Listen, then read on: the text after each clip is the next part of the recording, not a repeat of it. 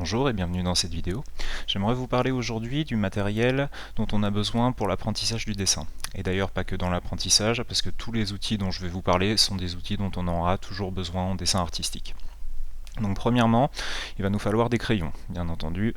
Donc des crayons, il en existe vraiment beaucoup de sortes différentes. Mais pour ce qui est des crayons à papier en graphite, il faut savoir que les références vont du 10H, 8H, quelque chose comme ça, jusqu'au 8B, 10B de l'autre côté. Sachant que les crayons H sont des crayons secs qui vont faire des traits beaucoup plus fins et beaucoup plus légers, là où les crayons B sont beaucoup plus gras et vont faire des traits beaucoup plus noirs. Sachant que le crayon moyen, c'est donc un crayon HB. Moi, ce que je vous conseille, c'est de ne pas partir dans l'achat directement de grandes boîtes de crayons où vous avez 18 références différentes, mais plutôt de vous concentrer sur les références essentielles, à savoir donc un crayon HB, qui sera le crayon de base, un crayon 4B et un crayon 8B. Avec ces trois références-là, vous aurez largement de quoi faire des dessins très contrastés et vraiment pouvoir explorer énormément de choses, aussi bien sur du dessin au trait que du dessin en ombrage. Ensuite, bien entendu, on aura besoin d'une gomme. Donc, il existe différents types de gommes. Il y a bien sûr les gommes traditionnelles que tout le monde connaît. Je ne vous conseillerais pas d'acheter des gommes directement au supermarché. Il y a du bon et du moins bon. Je vous conseille d'en acheter une, soit sur internet, sur des sites spécialisés, soit directement dans une boutique de dessin. Mais ce que je vous conseille surtout, c'est d'acheter une gomme mie-de-pain. Si vous devez en avoir qu'une seule, ce sera une gomme mie-de-pain. Donc une gomme mie-de-pain, rapidement, c'est une gomme en fait qui a une texture un peu de pâte à modeler, qu'on peut malaxer. Et donc en fait l'intérêt de cette gomme, c'est qu'elle va nous permettre d'estomper le dessin et d'utiliser en fait vraiment des techniques différentes d'une gomme traditionnelle. Il faut savoir qu'une gomme mie-de-pain, quand on la malaxe, en plus, ça nous permet en fait de la décharger de tout le crayon qu'on a pu absorber, et donc du coup en fait de pouvoir la réutiliser encore et encore. C'est vraiment, ça a une durée de vie énorme. Moi personnellement, j'ai acheté des gommes mie-de-pain quand j'avais une quinzaine d'années, que j'utilise aujourd'hui alors que j'en ai 30. Voilà, donc c'est vraiment un excellent investissement, et ça coûte vraiment peu cher. Ensuite, il va nous falloir du papier. Donc pour le papier, déjà au niveau du format, moi je vous conseillerais d'acheter minimum des feuilles en format A3, donc 29,7 par 42. Sachant qu'il serait préférable d'acheter des feuilles en format raisin, donc 50 par 65.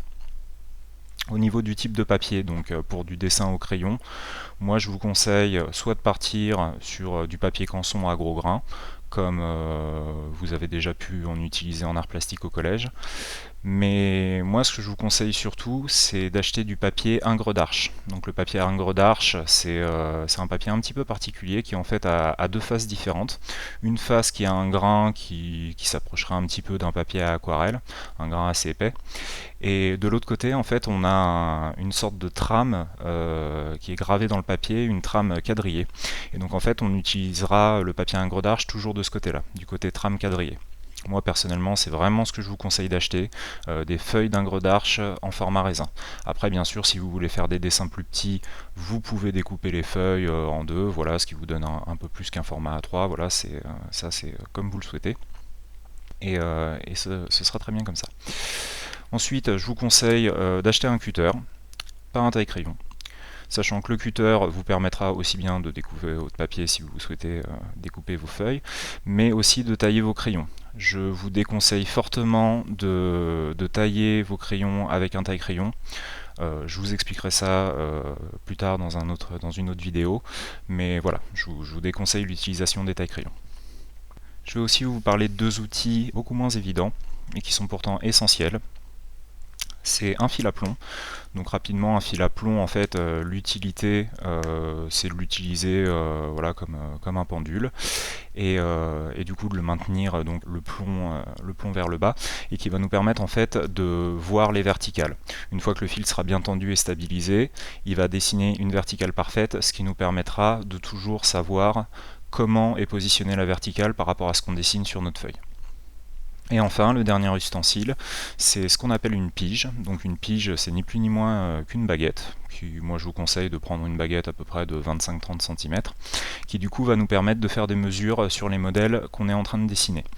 Donc moi, ce que je vous conseille, c'est d'aller au supermarché et de vous acheter un lot de baguettes en bois pour faire des brochettes. Si vous en aurez une bonne centaine pour quelques euros à peine, je peux vous assurer qu'avec ça, vous en aurez bien pour une vie. Donc voilà. Selon moi, c'est vraiment le matériel essentiel dont on a besoin pour apprendre le dessin et pour progresser. On peut bien sûr après acheter d'autres types de matériel, explorer d'autres techniques, la peinture, etc. Ce sont d'autres sujets, mais en attendant, pour du dessin d'études, du dessin d'apprentissage, qui nous permettront d'éduquer notre œil, d'apprendre les formes, c'est un matériel qui est très largement suffisant et qui vous permettra de démarrer avec un investissement minime.